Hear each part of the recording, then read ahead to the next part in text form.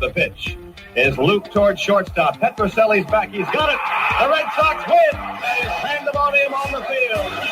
Welcome to the Great American Collectibles Show, brought to you each week by the National Sports Collectors Convention. Join us every Wednesday evening at 6:30 p.m. Eastern Standard Time and get the latest news from the greatest experts in the sports collectibles world. You can watch us on the Great American Collectibles Facebook page, as well as YouTube, or you can listen to us on Spotify, Pandora, iHeartRadio, or any of your favorite podcast platforms. And now your hosts, award-winning sports collectibles author Tom Zappala and Boston radio personality Lou Blasi. Welcome, everybody. High above courtside, Tom Zapp, broadcasting from the 18th floor of the Phoenix Towers in beautiful Singer Island, Florida. Brian Drent, Mile High Card Company, is in snowy Colorado. You're in Colorado, Brian, right? I'm in Colorado, but it's not snowy today. Really? It's about 60.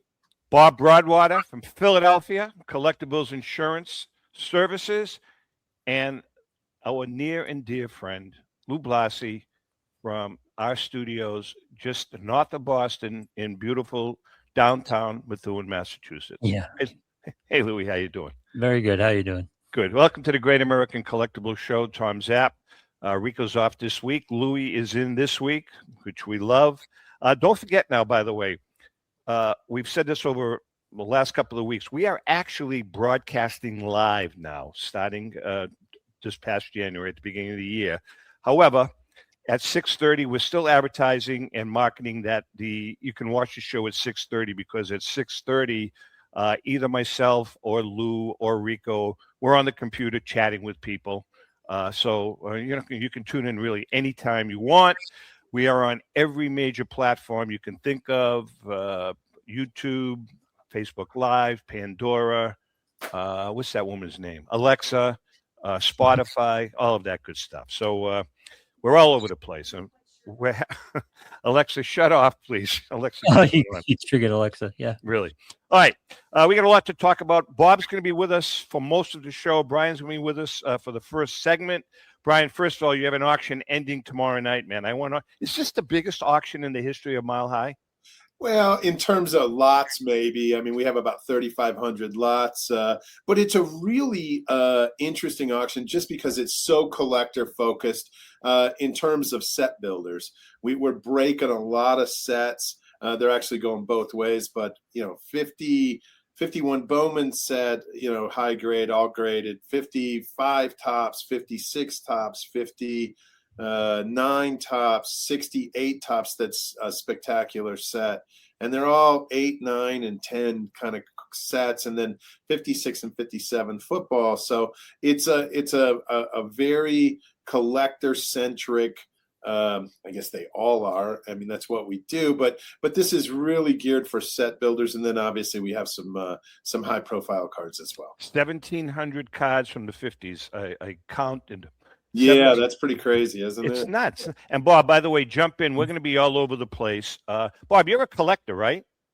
Yes, I am. What do you collect? Actually, model trains. Do you really? Very And cool. some airplanes as well. really. There's old cast iron Lionel train sets, Man. Union Pacific trains. All right, so I got a quick question, just a quick train question for you.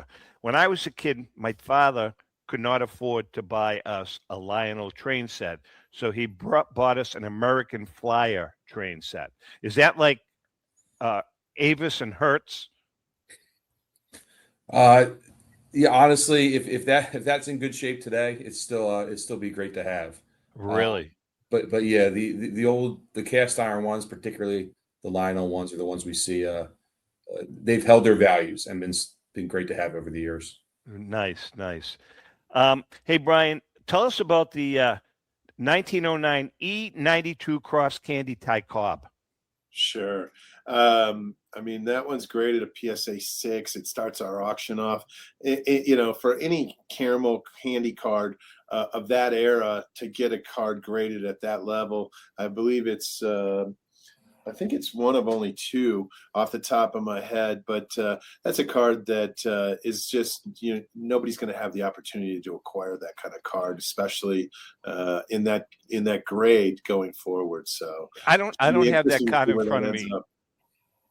Is the image on that card? Is it the same image as the T206? I can't remember. No, it is not. No, it's a yellow background and an image that you really don't see of Cobb very often at all. Really, Louis? Yeah. In this auction, Brian, or in auctions in general, what's the percentage of people who are collectors who are turning over items, or people who are found an item or have come new to an item and just trying to figure out what it's worth and trying to make some money? Yeah, it's a great question. I would say the vast majority, whether it's our auctions and or our competitors' auctions, are collectors that maybe they've decided to go in a different direction, maybe tried to, they acquired an item that was really pricey and they've decided to move some material to kind of finance that versus somebody that just out of the blue finds something, whether it be cards and or memorabilia, and that's really fresh to the hobby. When that does happen, that's why you see some prices that are extraordinary on that fresh to hobby material. Interesting. So you get a lot of phone calls of what's this worth? Yeah, we always get those. And usually we know once in a blue moon, they stump us. Hey, Bob, just kind of piggybacking what Brian is saying, what do you see from card collectors primarily? Is it more vintage than modern? What do you see, or is it a pretty good mix of both? It's more vintage than modern, and what I was going to ask, and something we've seen more of in recent years, was less. We still see most of our customers are still avid collectors with a passion for the hobby, but we've seen a growing number of folks who are acquiring cards simply holding as an alternative investment vehicle, less personal interest, and more, to see what happens and possibly flip those cards. I wasn't sure, Brian, if you're running across that as well, with some folks coming in from that. Yeah, a lot of our customers, they're absolutely, I think all of us to a degree, the vast majority have that collector gene, whether it's in sports or like Bob with trains or whatever it may be. So they definitely have an interest, but in today's realm, you have to have an eye towards the investment side. We do absolutely encounter people that really, everything is geared towards an investment, but usually it's a little bit of a marriage of the two. I'm sorry, but Bob, go ahead. With investments, with these people who are using these as investments more, are they still keeping the cards in the house? Not often. That's how we typically know. They'll put them in safe deposit boxes. And or vaults. Yeah. Or vaults, yeah. It's interesting, Brian, talking to the people at PSA over the last week or two. Mm-hmm. Me, and you're the same way. We're vintage people. I think Lou's a vintage guy. But there's been that whole modern influx over the last couple of years, and it seems as though, based on what the people at PSA are telling us now, these young investors who, Bob, that's, I think, who you're talking about, the people that are really kind of flipping cards or holding them on for short periods of time and then selling them. A lot of them now, a lot of them are gravitating towards vintage now because the light is starting to go on. They don't.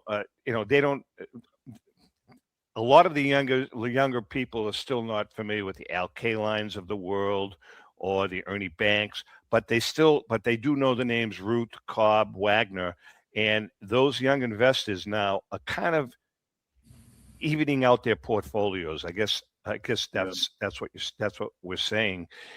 But again, what they're telling us is that they're holding on to the vintage, and they're doing exactly what you're saying, Bob, with the modern cards. Those are the cards that they'll buy, hold on to for a while. The chase cards, looking for that one-of-one LeBron James card, and then grabbing it, holding on to it, and then flipping it. Brian, you don't see much of that on your end though, do you? You know, we absolutely in the past 4, 5, 6 years have we include, you know, we have some really nice Otani cards in this auction, and we have some modern stuff, even some Bo Nix, just for you, Tom. And so, you know, but our basis is absolutely vintage, and we do see some of the younger collectors that they've gotten into collecting, whether it be LeBron or Jordan or Otani or Mike Trout or whoever it might be. But then it's really easy to gravitate to Mantle, and then obviously Ruth and Cobb and Wagner, Koufax, and that's, I think they're able to realize a little bit more stability there, and that makes, you know, them feel good about the hold. Do you think that's a fair evaluation of the two markets, Brian? Is it kind of a NASDAQ Dow type of situation where? I think so, absolutely. Yeah, there's blue chip stocks, and then there's tech stocks. Yeah, you know, and the vintage is like a blue chip, and it just gives you a lot more assurance of long-term value. Bob, let's talk about, I mean, there's been a tremendous, and it goes part and parcel with, you know, the values of cards and what's happening with the values. Theft is almost running rampant now in this hobby. Every day you go on Sports Collectors Daily, Brian, and every day there's an article about someone being arrested or someone being broken into. A shop that got broken into. It's absolutely disgusting. I was just reading today about a woman yesterday in LA. She got caught trying to sell $10,000 worth of stolen cards. My question to you, Bob, are you seeing an influx in theft insurance? Very much so, and much of it is targeted to our sports and trading card audience. That's just where we're certainly seeing the highest frequency.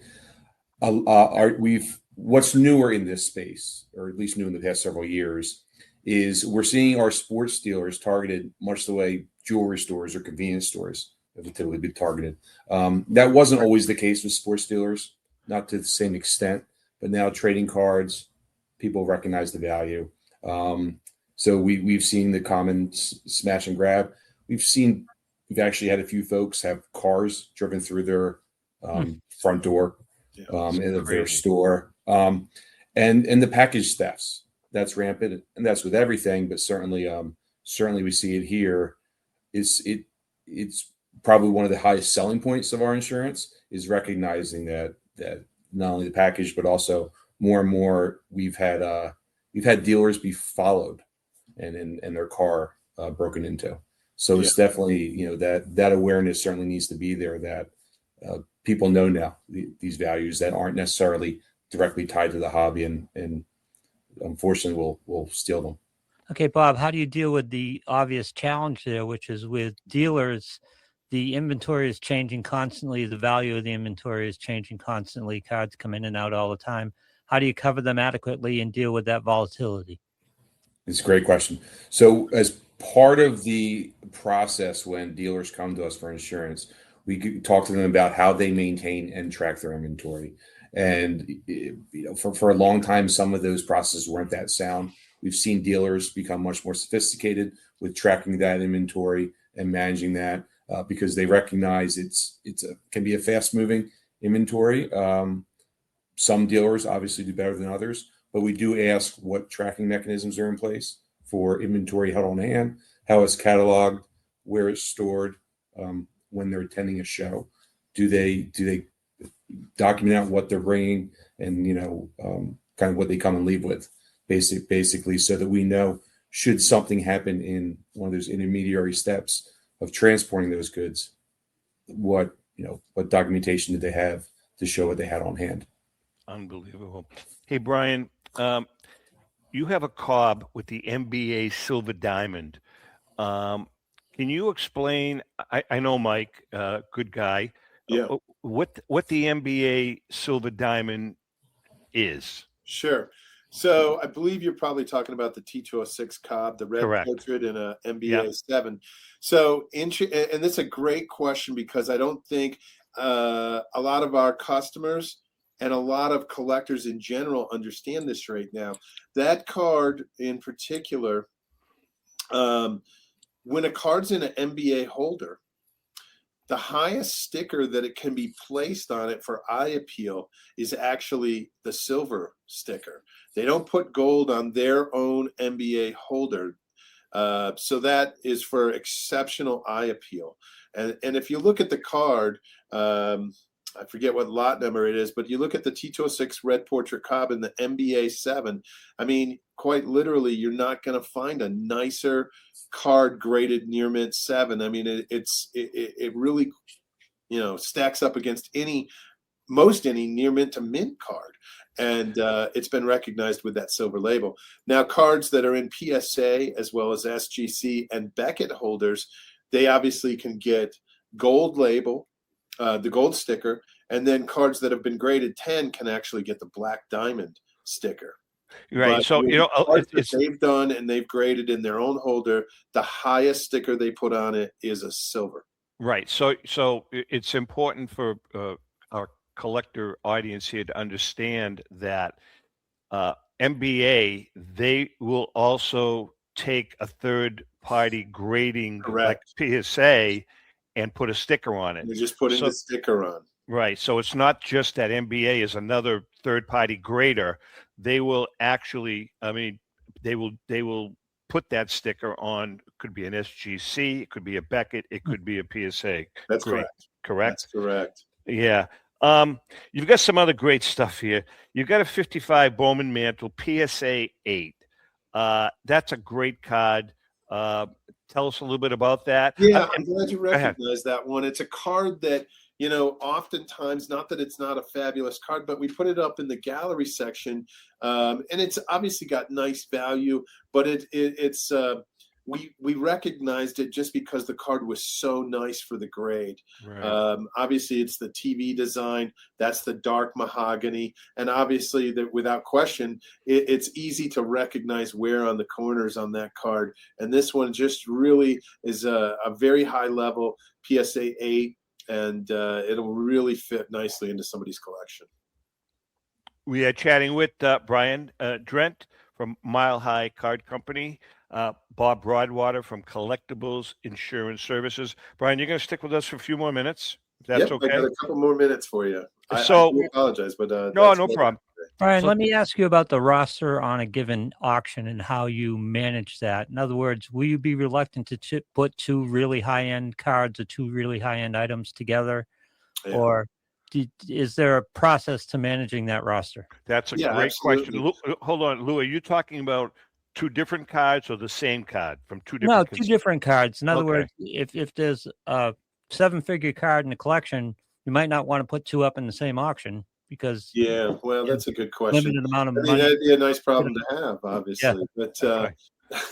But no. To answer your question, Lou, if we had two bat off shoulder Ty Cobb PSA 8s, we're not going to put those in the same auction. That was my question too. But rather, if we have 264 Sandy Koufaxes in a PSA 8, which is a fairly common card and more often than not going to sell for almost nearly the identical kind of money, that's another question, and we would be okay with that. But if they're real higher profile cards, we're gonna let our consigners know, hey guys, we really appreciate it, and I wish I could take that one, but I've already got a Koufax rookie in an 8 or a Clemente rookie in an 8, and I don't think you want to put yours in this auction. Tom brought up the theft issue. Has that creeped into your working here in terms of determining ownership more strongly? I'm guessing a lot of the people that you're dealing with in these auctions, but sometimes the card comes in. Do you have to be a little more cautious about where it came from and whether they actually own it? It's come into play a couple times over the years. I haven't seen an increase in it where somebody does consign something that they might not have rightful ownership of. We've had a couple instances and we've been able to unwind that.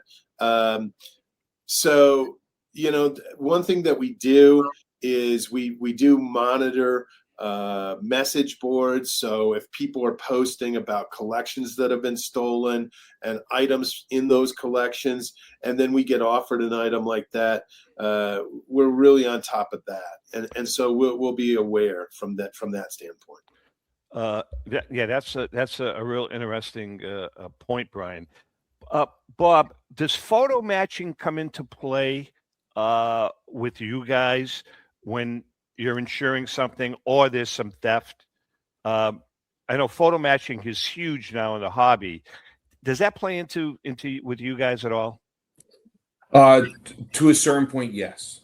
Certainly higher valued items, we do that. And also, I want to reiterate, we also keep a close eye on high profile thefts, whether it's from a show or a dealer or that's a customer of ours or one we hear about.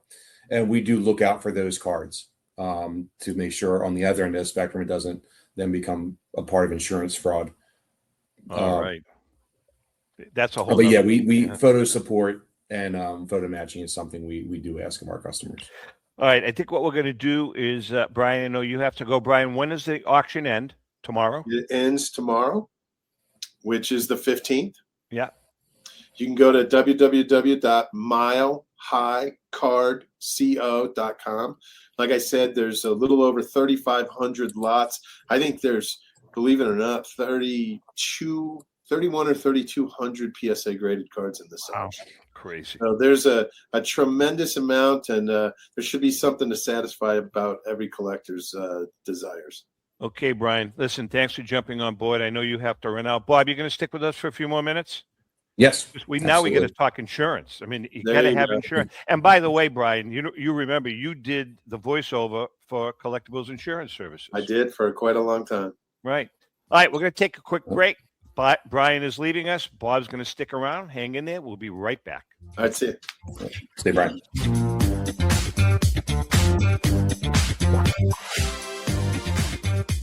I'm Rebecca Curry, a two-time child cancer survivor, recipient, and advocate for Lucy's Love Bus. The mission of Lucy's Love Bus, 501c3 nonprofit, is to provide joy, comfort, and quality of life for the entire family of children with cancer. Since 2006, they have delivered love and comfort to over 3,000 children with cancer and their family members across New England. The dream of Lucy Grogan, an 11-year-old cancer patient, was to help kids with cancer who are suffering right now, before there is a cure, by offering free integrative therapies like art, music, horseback riding, and many other activities. Unfortunately, Lucy passed away, but her dream lives on, and today Lucy's Love Bus is thriving. I'm Red Sox Hall of Famer Rico Petroselli. I hope that you'll consider supporting Lucy's Love Bus and all of those children who have been stricken by cancer. The Great American Collectibles Show is partnering with Lucy's Love Bus to help these kids. Let's continue Lucy's dream. Please go to lucyslovebus.org for more information. Since 1996, Brian Drent and the staff at Denver's Mile High Card Company have led the charge in the collectibles hobby. Mile High is a full-service dealer specializing in buying and selling cards and offers a competitive consignment program for all collectors. Whether it be their computerized want list service, appraisals, or auction services, Mile High has it all. If you've been searching for a company with a selection of high-grade vintage 1888 to 1970 baseball cards and memorabilia that shares your passion, aim high, Mile High. Go to milehighcardco.com or call 303-840-2784 for more information. Let's go! Batter up! Hi, everyone. This is Rico Petroselli. JustCollect.com, a leader in the vintage sports card industry, is giving free appraisals on your vintage cards.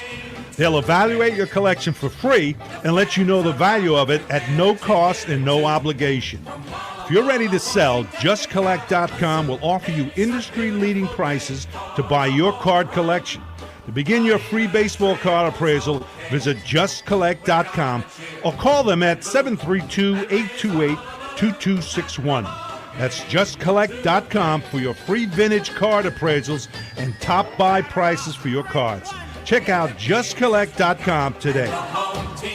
Hi, this is Dan from Memory Lane Auctions, here to remind you that the renowned Memory Lane Collectibles Company has served as a beacon of light to the collecting community for for the past several decades. Indeed, folks, it has been our utmost privilege and pleasure to provide the most enthusiastic collectors with an abundance of the finest sports cards and memorabilia for America's most coveted sports personalities via our world-class auctions. Whether you choose either a private sale transaction or the auction route, Memory Lane cordially invites you to reach out to us to maximize the value of your prized possessions.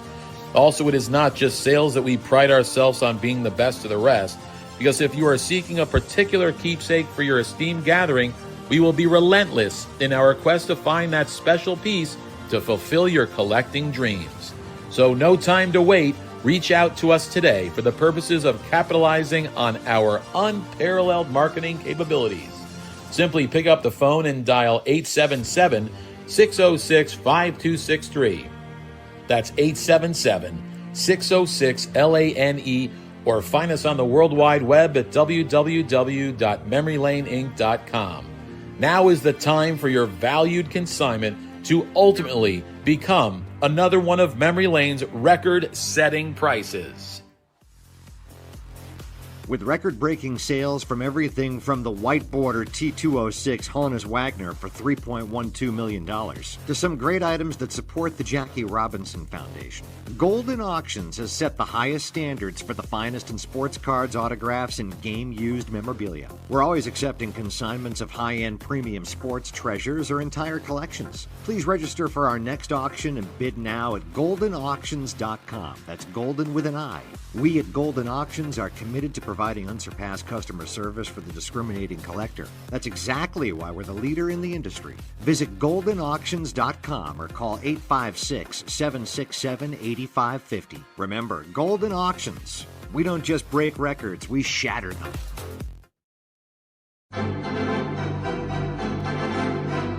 How would you like to own the bat that was used by your favorite player when he hit that towering home run or game-winning base hit? Now look no further than JT Sports, specializing in the sale and authentication of professional game-used bats. As the official authenticators of professional model game-used bats for PSA DNA, JT Sports will guarantee the authenticity of any bat purchased from them. JT Sports also buys and sells game-worn uniforms, gloves, and baseball equipment. The unique quality of the collectible is what JT Sports is all about. Give them a call at 609-487-8003 or check them out at GameUseBats.com.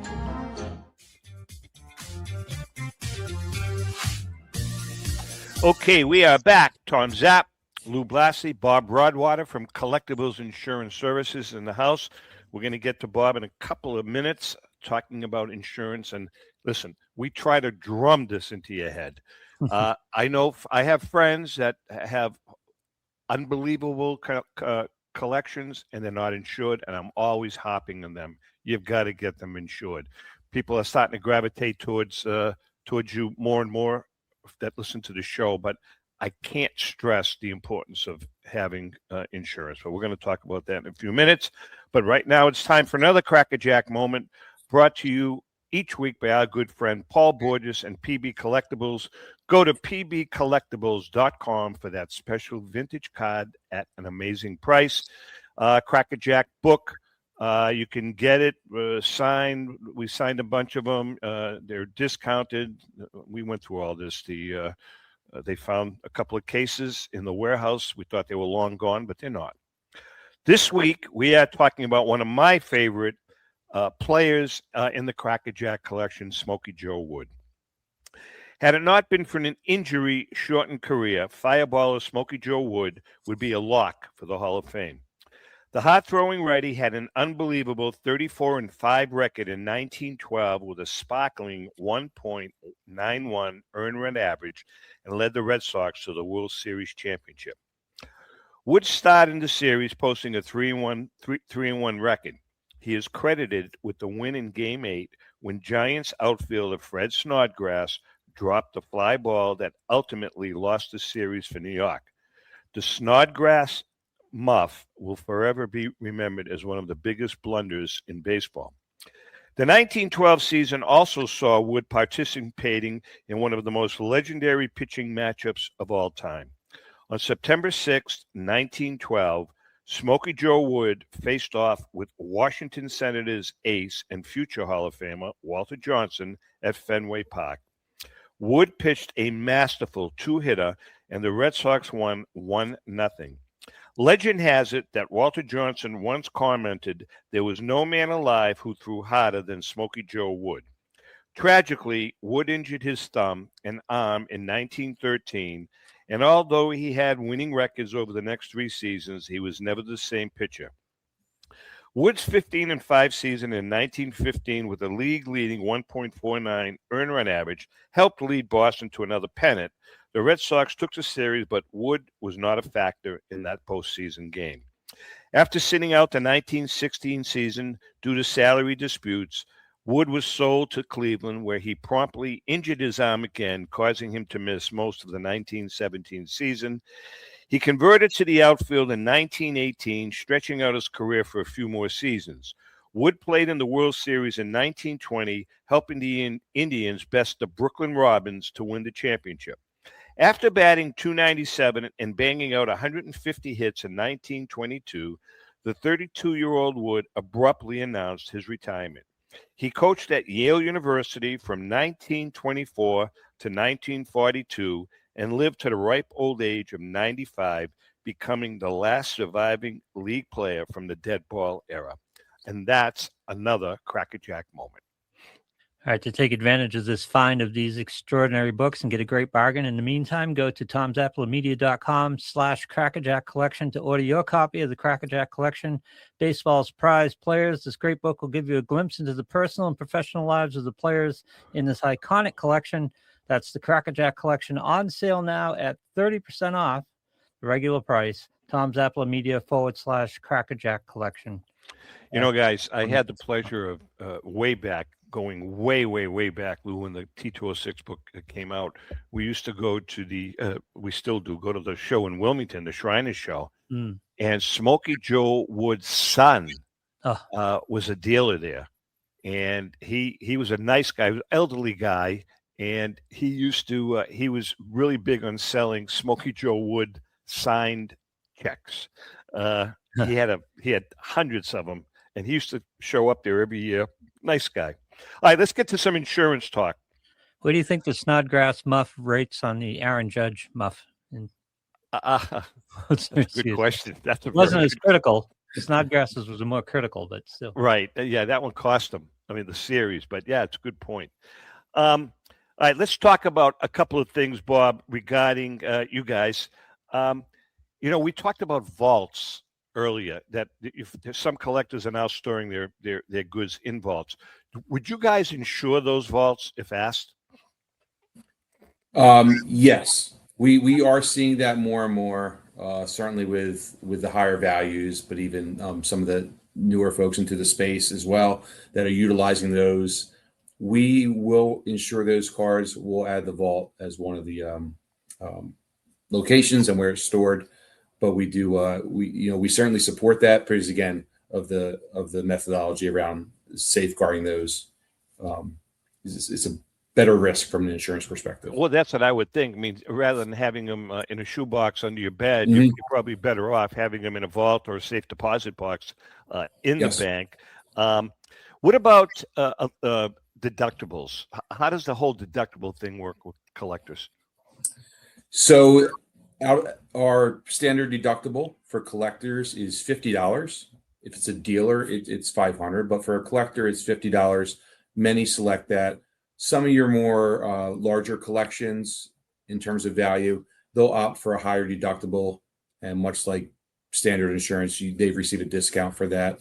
I should also add on the prior point, if they're utilizing vaults, they also receive a discount. So that is something to keep in mind. That, again, recognizing the better risk discounts applied. Louis, did you have a question? Bob, as a preface to these questions, I used to date an insurance adjuster and did storm duty with her quite a bit and loved the hell out of it. If I could have climbed roofs, I might have done that job. I remember her, Lou. Yeah. I do. I remember her. A couple of trips that were great, including Singer Island, by the way. But that's right. I do remember that. Another time. But inventory fascinates me with this because And you talked about fraud. People are going to come to you and say they have X amount of cards, might even come with an inventory list to you, but do you verify the actual existence of these cards at any point in this process? We do. We ask, as a condition of the coverage, they're required to maintain evidence of ownership. That can be, and we ask for pictures of the cards and an inventory list. Obviously, anyone can make up a list, but we do ask for pictures of the cards and how they're stored within their home, store, safe deposit box, etc. Some of these collections are very vast. We certainly don't expect a picture of every single card's corresponding value. But the higher valued ones, we will ask for support. Recent transactional records, if it's something that's been acquired, if it's something inherited, more difficult, we will ask for how they're demonstrating the current value, usually a reference to one of the many valuation tools out there or marketplaces, and a photo for support. Doesn't cover all fraud. There's always a little that will get through, but it mitigates much of it. We did one house that actually had a baseball card collection in it, and Tom, we went to Phil Castanetti and did really? an evaluation there with the inventory list. But first of all, you have to make sure that the card actually existed. Secondly, you have to make sure it was lost in whatever the incident was, because they could pocket it and just claim a loss here at this point. They do. So one thing we don't cover is just mysterious disappearance. If it's stolen, typically there's some evidence of a break-in, there's a police record. It may be just grabbed from a backpack at a show. Typically those have cameras and we're able to catch and see that. We do the investigation to the extent possible, and most of the time we're able to show that something was indeed stolen, or at least there's evidence of a theft. If it's someone, and we've had these calls, they simply misplaced it, then that's not something we covered. With dealers, with shows, because we've had this in the past with some security issues at shows, does their existing insurance cover the show, or do they have to buy additional insurance to cover their trip to the show? Good question.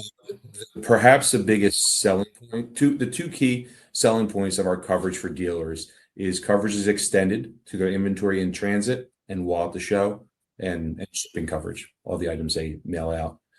But the coverage in transit, especially during show season, we do have dealers reach out to us and adjust their inventory, their policy limits for what they're planning to bring to and from the shows. So as long as it's with them or with one of their authorized representatives, coverage applies at the show. What about for your average collector? I have 10 cards worth 10 grand that I want to send to Brian Drent to auction off. Are my cards covered in transit from my house to Brian's to Colorado? They are.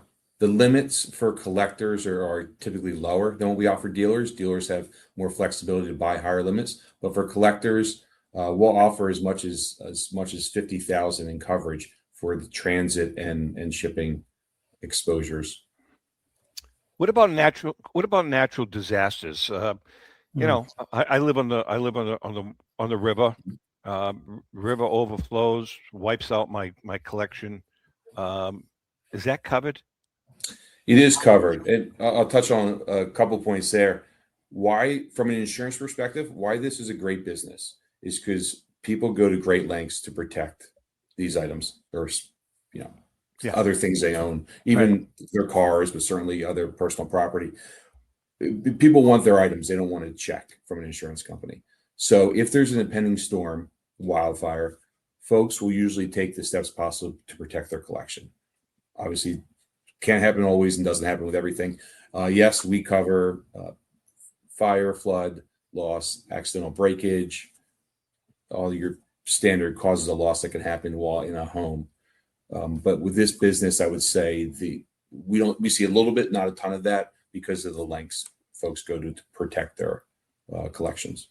All right, let me give you an opportunity to educate the people watching the show now who are saying, my home insurance has got this for me. They got me covered.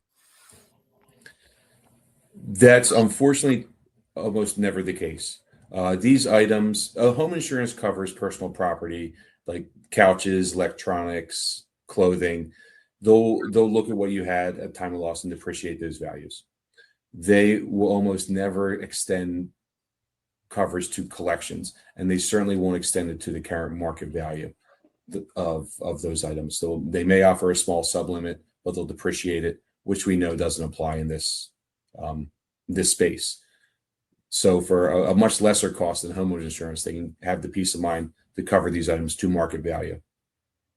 Hey, Bob, we deal with, over the years through the show, we've dealt with many private collectors that have just crazy collections. Have you ever dealt with someone that has a $15-20 million sports memorabilia collection? We will write collections as high as 10 million. That's the upper end of our limit. And generally, no individual items worth more than $1 million. There are some exceptions to that, and we do have dealers that have inventory in those spaces, as well as some personal collectors. Once they get above that, we do have partners we work with. Well, that's what I was going to ask you. So let's talk about the Ruth Caldshot jersey that was sold for whatever the hell it was sold for, $24 million. So if I own that and whatever, and I want to get it insured, you would hand it off to one of your partners because of the value of it? We would recommend, based on what it is, we would recommend a partner for any of those. We do see a little bit of that in sports, a little bit of that. We also insure art. Those are the spaces where we hit those values. But unfortunately, the vast majority are not that. But unfortunately, we would do what we can to help that person find coverage. Yes. Louis? You mentioned some people would, hopefully people with their collections are putting them in safe vaults or safety deposit boxes or things like that. And I know there was some, I don't know if they still exist, Tom, and there's still some of those vaults going around for collectibles. Oh, absolutely. As a matter of fact, PSA has one. They have a huge vault where you can send your cards to PSA. I mean, if they're high dollar cards, PSA will grade them and put them, show you the grades, send you images of the grades, and they'll store them for you. And right in their own vault, right at PSA. Yes, a lot of companies are still doing that. And actually, it's becoming quite popular, Lou, to be honest with you. Bob, are those people adequately covered, or do they need additional insurance to fill some gaps? They're adequately covered in one of two ways. Depending on the value, we can extend coverage. A lot of times, in that case, PSA has their own coverage that will apply to the items they have in their vault. We see it with Beckett too. Yeah. They also have one. And again, depending on the circumstance, their coverage could apply or our coverage. But we do see that, and we do insure those cards. Hey, Bob, before we let you go, what about loss in the mail? I go to mail out some cards, and they get lost. Yeah. Is that covered? It is. It's probably the most common loss we have. Really? Is the shipping, and that also is part of the peace of mind. Folks feel pretty good when it's in their possession, but you have no control over what you order and is being sent to you. We cover that even if it's getting worse, missing or taken off your front step. What was that, Lou? It feels like it's getting worse too. It's like the Wild West. Everyone's it's crazy. To the delivery and saying, "Does anybody know this house? I don't know where this got delivered." We do ask, for the maximum coverage to apply, we do ask where possible that items are ordered with a signature required. Not always available, but if possible, we do. That's preferred. Let me ask you. You got to have some great stories. What comes to mind first about some great losses or claims that you've had to deal with? Yeah, we've seen some unique things. Some of the high profile ones recently, we've seen the show thefts, and what's been interesting about those is a few of them were these were professionals. There was a coordinated effort of multiple people involved, so much so the FBI was involved because they were involved in thefts of other things. What's impressive is some of the stuff we've been able to get back once the thieves have been caught, but the coordinated theft rings and higher profile criminals targeting sports shows, that wasn't always the case in this space, and we're seeing that more. We also, another one, folks need to be careful. We see theft of baggage at airports. Oh. Again, people are sometimes identified and followed when they might not think so, and we've seen bags taken at airports and again caught those people on camera in some cases and been able to return those items. But it's something, for everyone just to be aware of, that Right. it can happen anywhere. Did anybody's dog eat a mantle or anybody's wife spill some tea on One quick story. Sure. We have seen exes steal items of value. It's happened several times where people break up. The ex still has a key to the place, the code to get in. They go in, steal the stuff, and sell it. Unbelievable. But it's interesting, Lou. I would think, and I know it happens every day now with shows, some guy steals a card. If the card is in a PSA holder, it's got a certain number on it. So obviously they go right to PSA, and that card, I mean, how can you fence that card? You know what I'm saying? I mean, yeah. I mean, you're not, if you're going to break it out of the holder, then it becomes a raw card, and it's even that much more difficult to sell because, most raw cards are very difficult to sell because, a lot of them are fakes. Anyway, I just think it's, there are some safety things in place, but Bob, you must see everything, every typical angle of cards, getting insured and getting damaged. Well, let me ask you this, because Tom, you brought it up at the shows. You see these young kids who are selling cards and trading cards, and they're walking around a lot of money, which is obviously they're vulnerable, a lot of cash going on. If a dealer goes or a insured collector goes in with a card to a show and sells the show for cash, is that cash covered when they leave? Good question. In transit, They would not. No, not in that case. the coverage just follows the card, right? Yep, the coverage just follows the item. Yeah, interesting. Wow.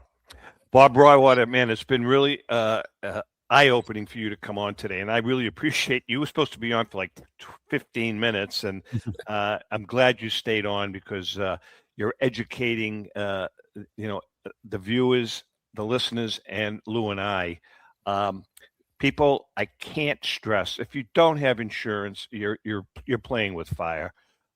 Where can people contact you guys? Collectinsure.com, or just Google Collectibles Insurance Services will come right up, or Sports Collection Insurance will come right up. And they can get a quote right online, reach our team, and our team's happy to learn about what they have and provide a quote for coverage. Awesome. Bob, thanks again. And listen, hopefully if you're at the National this year, you got to stop by and come on the show. We'd like to, because again, people find it very informative. No, so let's plan on that. All right. All right, we're going to take a quick break. We come back, Lou. Lou, I want to talk a little baseball, a little football. Is that okay with you? Yeah, it's fine by me. Be All great. right. Hang in there. We'll be right back.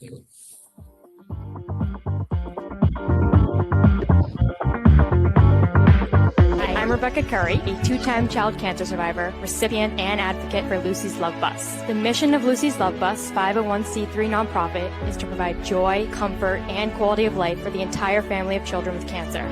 Since 2006, they have delivered love and comfort to over 3,000 children with cancer and their family members across New England. The dream of Lucy Grogan, an 11-year-old cancer patient, was to help kids with cancer who are suffering right now, before there is a cure, by offering free, integrative therapies like art, music, horseback riding, and many other activities. Unfortunately, Lucy passed away, but her dream lives on, and today Lucy's Love Bus is thriving.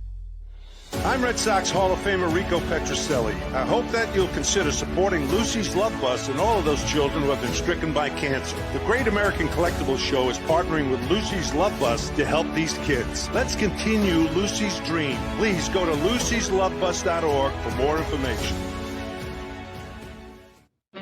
This is Brian Drent, president of Mile High Card Company. Is your sports card and memorabilia collection properly insured? For easily replaced personal property, homeowners insurance is all most people need. But for prized possessions that you may have spent a lifetime collecting, it doesn't go nearly far enough. Collectibles Insurance Services has been insuring for over 50 years. They offer a full range of protection and a $0 deductible at an affordable rate with no appraisals required. I know because they insure my collection. If you have a minute, go to collectinsure.com and learn more about insuring your personal card or memorabilia collection. Pristine Auction is a family-owned and operated online auction specializing in autographed memorabilia, sports cards, coins, art, and collectibles. Since their founding in 2010, they've grown to 2 facilities in Phoenix, Arizona, totaling over 60,000 square feet. Jared Cavalier and an incredible staff of over 150 team members serve a very large customer base and enjoy every minute of it. By working with leading authentication companies, Pristine ensures all items are 100% authentic. In addition, third-party authenticators regularly travel to Pristine Auction to provide authentication services on site. Pristine Auction strives to operate its business in a way that's honoring to God, their families, and their customers. With a strong focus on speed, quality, and premier customer service, their mission is to be the leading online auction for every level of collector and fan. Pristine also works for Hope Sports and Identity Hoops International, traveling to Mexico to build houses for the less fortunate. Pristine Auction offers several online auction formats with thousands of auctions ending each day. For more information, go to pristineauction.com. That's Pristine Auction, the best in the business. If you're a discerning collector interested in owning the most important pieces in the hobby, look no further than Leland's Auctions. The original sports auction and appraisal house, Leland's was established in 1985 by legendary Pioneer founder Joshua Leland Evans. And today, President Mike Hefner carries on their tradition. From the Tom Brady card and memorabilia collection to the famed Boston Garden auction to high-end card auctions from every major sport, Leland's has always maintained the highest standards. Go to Lelands.com and get your bid in. That's Leland's, the hobby's leading sports auction house for 4 decades. It's often been said that championships are won on the practice field, and world records come only to those willing to work harder than everybody else. Heritage Auctions is the world's largest collectibles auctioneer because we believe that becoming the best is only an invitation to the challenge of remaining the best. This requires the skills of the hobby's top experts, capable of identifying and maximizing value for our consigners. It requires the most visited website in the industry, courting a global audience of collectors over 1.5 million strong. It requires a dedicated press department that expands our global reach far beyond the entrenched hobby marketplace. It's hard work, but a simple premise. Present the finest collectibles to the largest population of potential buyers, and world records will come.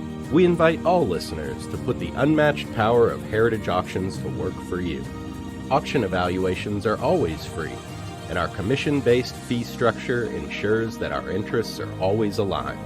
The highest possible price for your collectibles. There will always be new world records to chase, so let's chase them together. Visit our website at ha.com and request your no-obligation review today. Hi, this is Dan from Memory Lane Auctions, here to remind you that the renowned Memory Lane Collectibles Company has served as a beacon of light to the collecting community for the past several decades.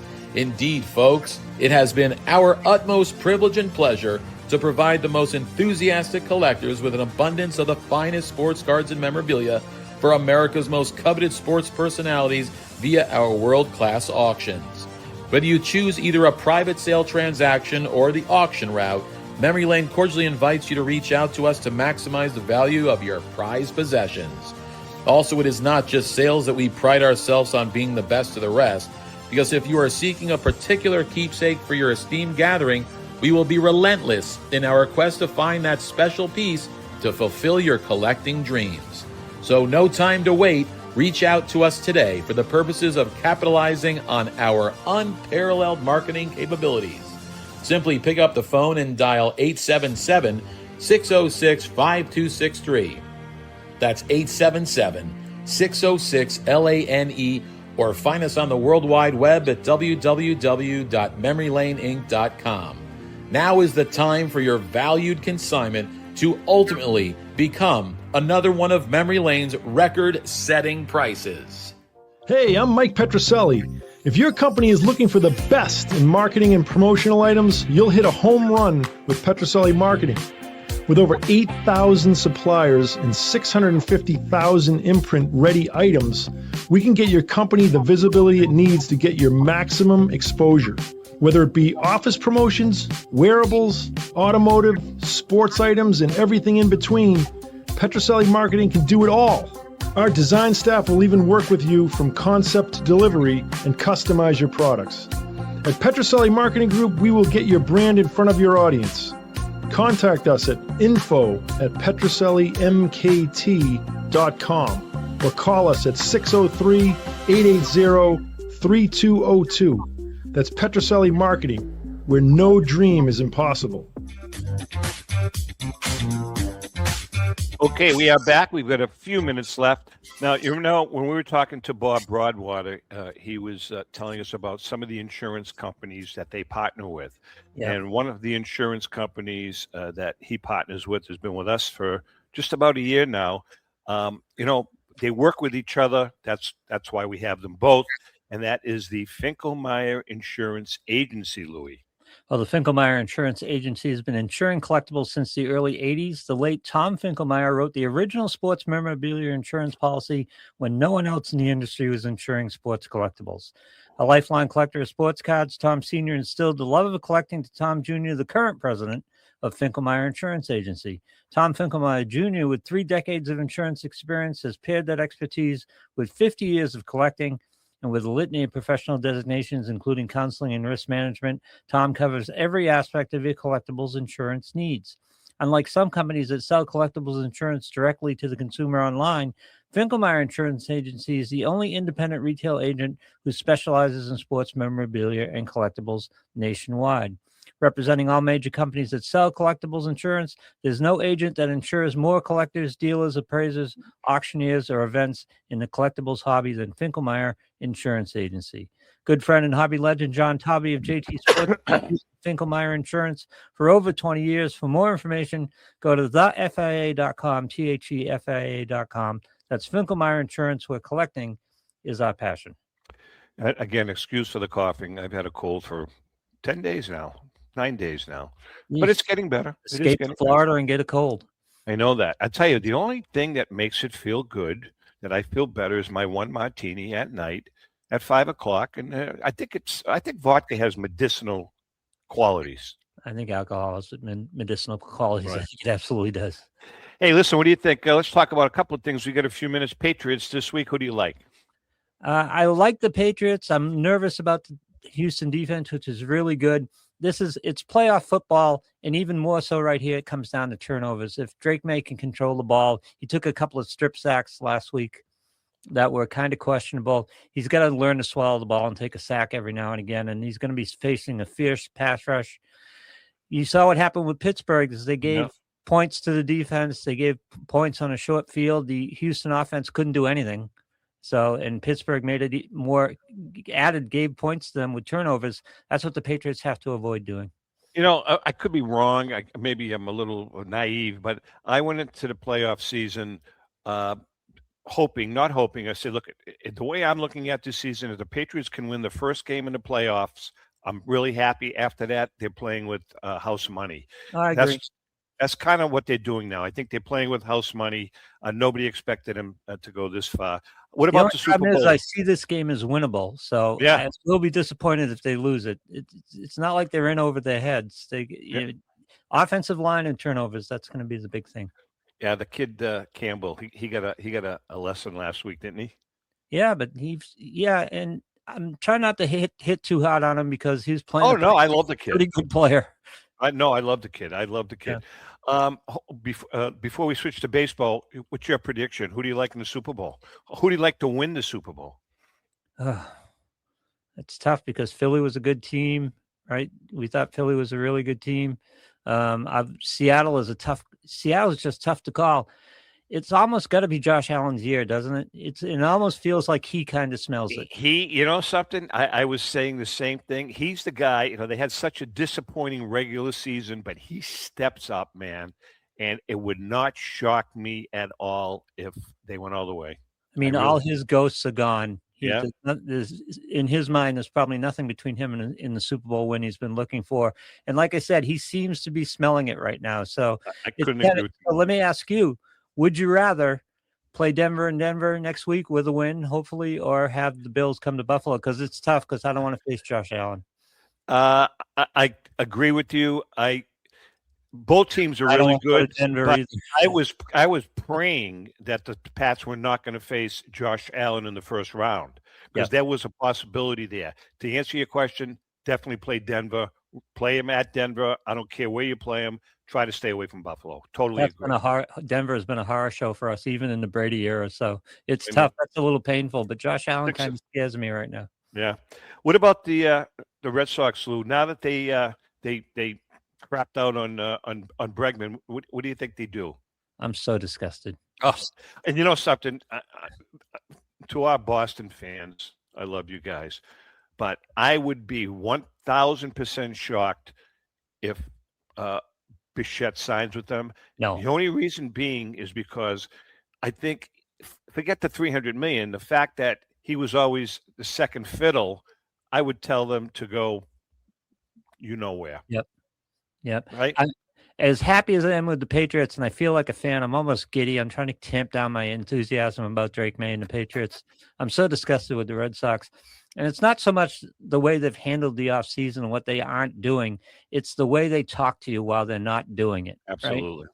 It's just like, listen, there's a collective bargaining agreement negotiation coming up. John Henry's going to be huge in it. He's going to want to control costs. If he doesn't want to sign a guy for 8 years, Bo Bichette, by the way, if he doesn't want to sign that, and that's his strategy, that's fine. Just don't tell me different. Tell me that's what's going on. Right? Yeah. I don't know what they're going to do now. I mean, they need a third baseman. Marcelo Meyer, I'm not sure he's ready. I'm not sure he's ready. What can he play? 80 games, 90 games? How much? Exactly. You know who's going to? I mean, if they do nothing this year, you know who's going to really become prevalent in that starting nine is Gonzalez. Is that his name? Gonzalez. Romy Gonzalez. Romy Gonzalez. I'm telling you, he's going to get a lot of playing time, but he's still not the answer. He's still not the answer. Anyway, at least we'll get to see how things expand with Roman Anthony, and that's something we have to look forward to. Yeah, I think I would throw. I said this a couple of weeks ago.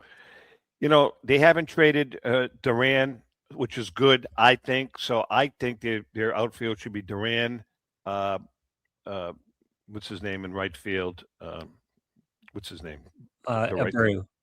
Abreu and Anthony in center, and move Rafael to second base. Keep him at second, make him a second baseman, and then hopefully that's tough because I don't know what Roman Anthony would be in center. And put him in right. Well, so then put him in left and put Duran in center. That's fine too. I have no problem. Rafael is Jackie Bradley Jr. There's no doubt. I totally 1,000% agree with you, Lou. But you can't make any one of those other three guys infielders. At least Rafael, he's in the lineup. He's a good second baseman, but you're giving up a really good defensive center field. I totally agree. Yep. All right, I think we're just about out of time. Yankees still suck. I think we all agree that the Yankees do still suck. Well, wait a second. What do you think the odds are? The Red Sox could finish fourth in the division. You understand that? Oh, right? Easy. Totally agree. Agree.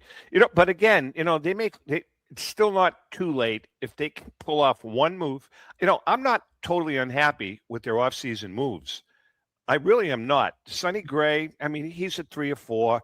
The kid Avedo, I think his name is, he's got some real potential. They're really high in him.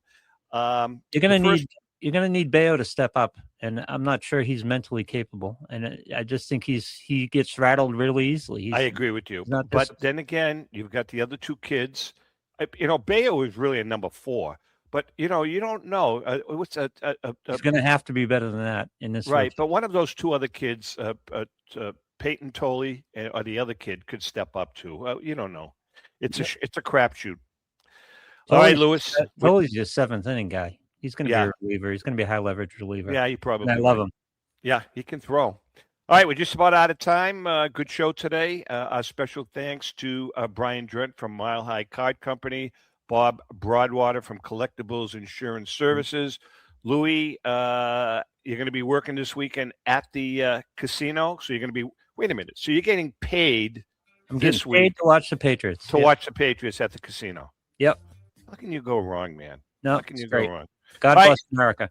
With that being said, we love you guys. Thank you for the support and happy collecting.